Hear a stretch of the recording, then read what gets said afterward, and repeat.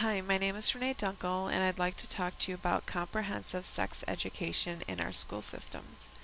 My target audience is parents of teens who can have a positive effect on our school districts to engage in these types of education.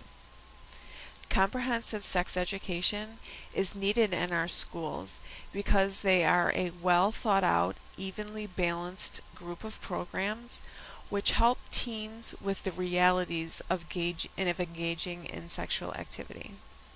According to the CDC, 43% of Caucasian females, 60.9% of African American females, and 46.4% of Hispanic females engage in sexual activity within their high school years.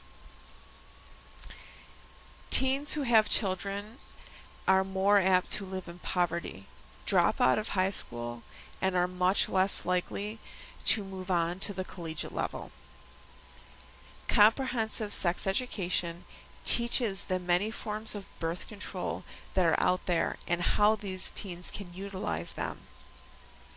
Sexually transmitted infections, according to the current controversy series, states that HIV is a large problem not only within the United States, but it's an epidemic around the world.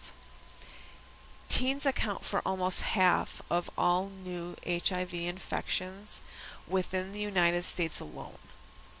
One teen per hour is diagnosed with HIV within the United States.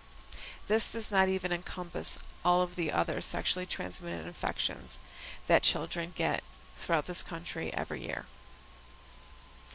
Comprehensive sex education informs teens about these infections, how they are spread, and how to protect themselves from getting these infections. There are many misconceptions about sex, according to the American Public Human Services. 42% of teens, both male and female, are unaware that the female can get pregnant during their menstrual cycle. 20% of teens are unaware that when the female is on the pill, that it still has a small margin of error, and that this error intensifies when the female does not take the pill on time every day and is completely nullified if taking such medications as antibiotics.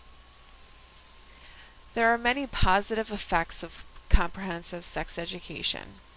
According to Douglas Kirby of the National Campaign to End Teen and Unplanned Pregnancy, 2/3 of these programs have positive effects. 40% delayed the loss of virginity by both male and female high school students. 30% reduced the frequency in which these teens have sex. And 60% reduced the incidences that these teens engage in unprotected sex. Teens are better informed about the topics encompassing sexual activity after comprehensive sex education. Teens are more informed about the consequences of having sex. They have a better idea of why adults frown upon this activity at their age level. They are more knowledgeable about correctly using birth control as well as protection to prevent pregnancy and sexually transmitted infections. And these teens now know where they can obtain birth control as well as protection to prevent both pregnancy and sexually transmitted infections.